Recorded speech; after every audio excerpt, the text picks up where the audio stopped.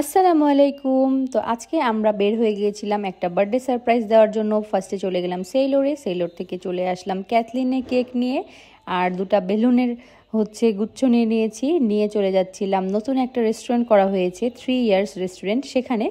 তো আমরা সবাই মিলে এক জায়গায় হয়ে আমরা কিন্তু প্ল্যান করে তার বার্থডে সেলিব্রেট করতে চলে এসেছি, কিন্তু সে জানে না, কারণ তার বার্থডে ছিল 27 তারিখে আর আমরা সেলিব্রেট করছি 3 দিন পরে। একটু ব্যস্ত ছিলাম এই 3 দিন, সেই কারণে আমরা যেদিন ওর বার্থডে ছিল সেদিন আমরা সেলিব্রেট করতে পারিনি। তো এরপরে ওর মুখটা দেখো, সুমু কিন্তু ভাবতেই পারেনি যে তার আমরা এভাবে করে একটা সারপ্রাইজ দিব। তো ও কেক দেখে কিন্তু ওর মুখে হাসি চলে এসেছে। প্রথমের ফেস আর এখনকার ফেস দেখে বুঝতে পারবা ও কতটা খুশি হয়ে গিয়েছে। আর এই খুশির জন্যই কিন্তু আমরা এতটুকু আয়োজন করে থাকি প্রত্যেকজনের জন্য প্রত্যেকবার। আর সবাই আমাদের মধ্যে এত সুন্দর একতা আছে যে কারো মনে না থাকলে কেউ একজন ফোন করে আবার বলবে যে চলো আমরা করি। তো এবার চলে আসি রেস্টুরেন্টের ব্যাপারে।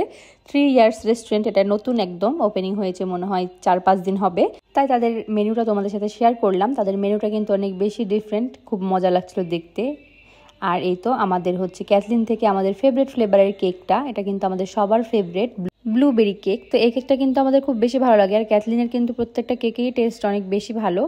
আর এখানে সুমুখ কেক কাটছিল, তার মুখের হাসি দেখে কিন্তু আমাদের খুব বেশি ভালো লাগছিল। আসলে এই হাসিটার জন্যই কিন্তু আমরা প্রতিবারে এগুলো কিছু করে থাকি, সবার জন্যই, প্রত্যেকবারই প্রত্যেকজনের জন্য ট্রাই করি। আসলে কখনো কারো মিস হয়ে যেতেই পারে কোনো না কোনো প্রবলেমে, যেমন সুমুরটাই মিস হয়ে গিয়েছিল, তারপরেও আমরা 3-4 দিন পরেও এটাকে সেলিব্রেট করে ফেললাম, যেন সেও হ্যাপি থাকে আর আমরাও তার জন্য একটু হ্যাপি ফিল করতে পারি। তো এখানে সব কেক খাওয়াই চলছিল, আর এখানে ভাবি মনিকে জ্বালাচ্ছিল, আর এই তো আমাকে সুমু খাওয়াই দিচ্ছে। তো ফ্লেভারটা কিন্তু অনেক বেশি মজার। আর এখানে আমরা সবাই মিলে সুমুকে এক এক কেক না খাওয়িয়ে একসাথে ধরেই খাওয়াই দিলাম। এরপরে আমরা চলে আসি রেস্টুরেন্টের খাবারের বিষয়ে। তো রেস্টুরেন্টের খাবার অর্ডার দেওয়ার আগে মেনুটা চেক করলাম। তো মেনুতে প্রাইসগুলো সব কিছুর একটু বাড়তি মনে হলো, কারণ 1:1 যেহেতু। কিন্তু যখন খাবারটা টেস্ট করতে আসলাম, আর টেস্ট করার আগে যখন সার্ভ করলো তারা, তো সার্ভ করাতে তো পুরোটাই ইউনিক ভাইব ছিল। দেন আমি যখন চাউমিনটা মুখে নিই তখন বুঝলাম যে আসলে প্রাইসটা কম, কারণ খাবারের মানটা এত বেশি ভালো ছিল আর একদম ইউনিক ছিল। আমার মুখের এক্সপ্রেশন দেখেই তোমরা বুঝতে পারবা। স্যুপটা যেমন মজার ছিল, ঠিক চাউমিনটাও একদম সেই রকমই মজার ছিল, কারণ পুরোটা টেস্টই ডিফারেন্ট ছিল, একদমই ডিফারেন্ট। আসলে রাজশাহীতে অনেক রেস্টুরেন্ট হয়েছে, তবে প্রত্যেকটা জায়গায় খাবার প্রায় টেস্ট একই রকম মনে হয়, কিন্তু এখানকার খাবারের টেস্ট আর সার্ভিং সিস্টেম পুরোটাই ডিফারেন্ট।